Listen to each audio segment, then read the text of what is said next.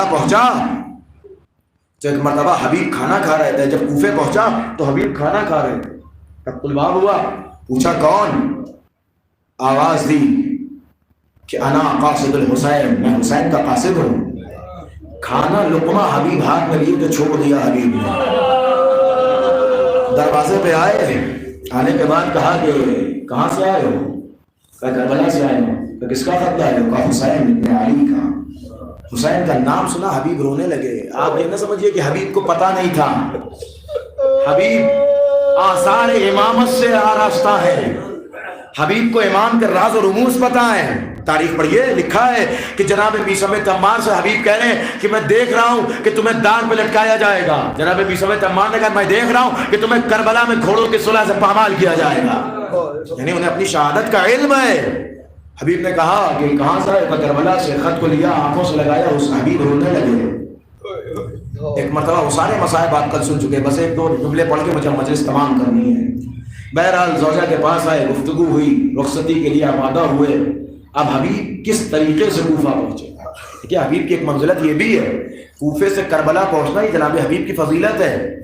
اس لیے کہ اس ٹائم ابن زیاد نے کربلا کے پورے لشکر اور پورے راستے کو بینڈ کر دیا تھا کہ کوئی حسین تک پہنچ نہ پائے.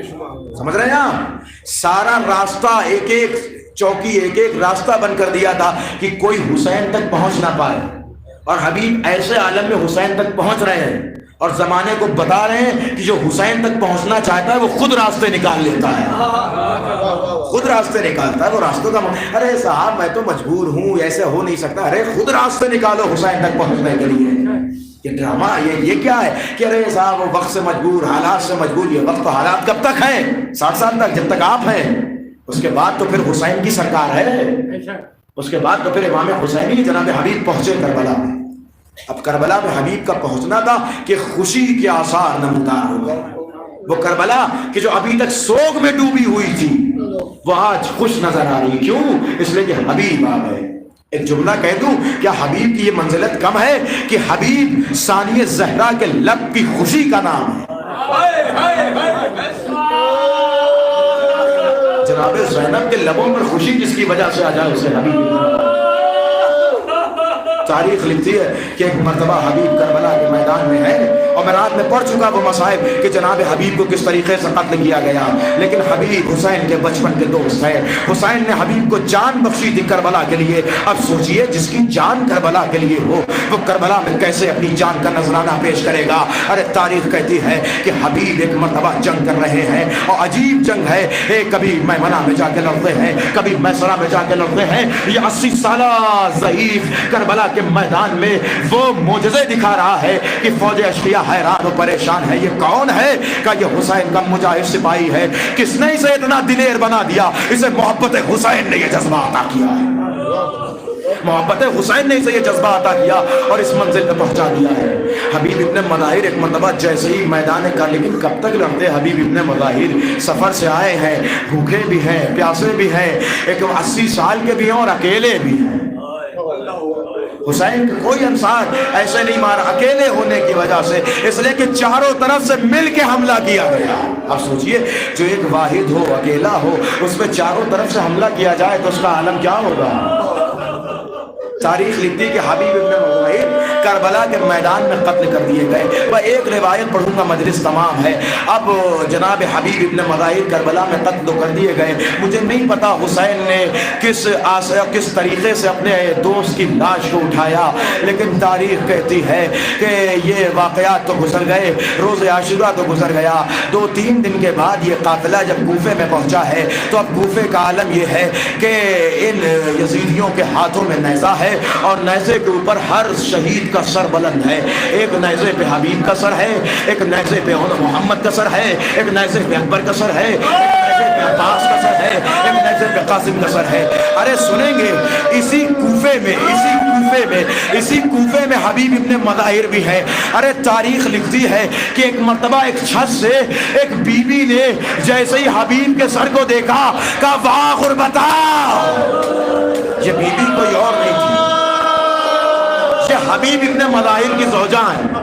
تاریخ لکھتی ہے کہ اس بیوی نے اپنے بیٹے کو بھیجا حبیب کے دو بیٹے ہیں، دو بیٹے، ایک چھوٹا بیٹا ایک بڑا بیٹا۔ تاریخ لکھتی کہ اسی گھر سے دو بیٹے باہر نکلے، بس آخری جملے مجلس تمام ہو رہی ہے۔ دو بیٹے باہر نکلے، امام سجاد کے پاس آئے۔ امام کوفے میں کیسے کھڑے ہیں آپ جانتے ہیں ارباب اعضاء؟ ایک دم امام اپنے سر کو جھکائے ہوئے کھڑے ہیں۔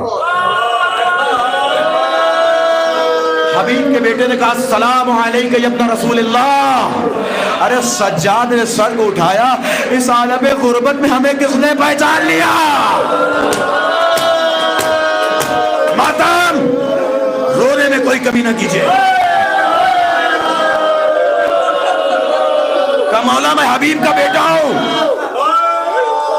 اچھا، اب ایک مرتبہ سجاد دیکھتے کہ امام سجاد سے سلام و گفتگو کے بعد حبیب کا بیٹا آگے بڑھا، اور بڑھنے کے بعد اس نیزہ بردار کے پاس گیا، اس شخص کے پاس گیا جس کے پاس حبیب ابن مظاہر کا سر تھا۔ جا کے کہتا کہ یہ سر مجھے دے دے۔ اس نے کہا میں یہ سر تجھے نہیں دوں گا۔ کہا ارے یہ میرے بابا کا سر ہے۔ اس نے کہا نہیں میں یہ سر تمہیں نہیں دوں گا۔ کہا تو اس سر کا کیا کرے گا؟ کہا میں اس سر کو یزید کے پاس لے جا کر انعام لوں گا۔ کہا ارے میں تجھے کچھ پیسے دے دیتا ہوں، تو مجھے یہ سر دے دے۔ کہا نہیں نہیں تم مجھے کم دو گے۔ ارے اس جملے کا کہنا تھا کہ حبیب کے بیٹے کو جلال آیا، اس نے اپنی تلوار نکالی، اس نیزے بردار کے سوپر وار کیا اور اس کے سر کو قلم کر کر اس سے حبیب ابن مظاہر کے سر کو لیا، اور یہ کہتا ہوا اپنے گھر کی طرف بڑھا کہ جس کا جوان بیٹا موجود ہو اس کے باپ کا سر نوکے نیزہ پہ نہیں ہوتا۔ مجلس ہو گئی ارباب اعضاء، جس کا جوان بیٹا موجود ہو اس کے باپ کا سر نوکے نیزہ پہ نہیں ہوتا۔ ارے کوئی سجاد کے دل سے پوچھے، طرف گئے سجاد، اے بابا اے بابا، ارے امتحان الہی ہے، تیرا جوان بیٹا تیرا سر نوکے نیزہ پہ۔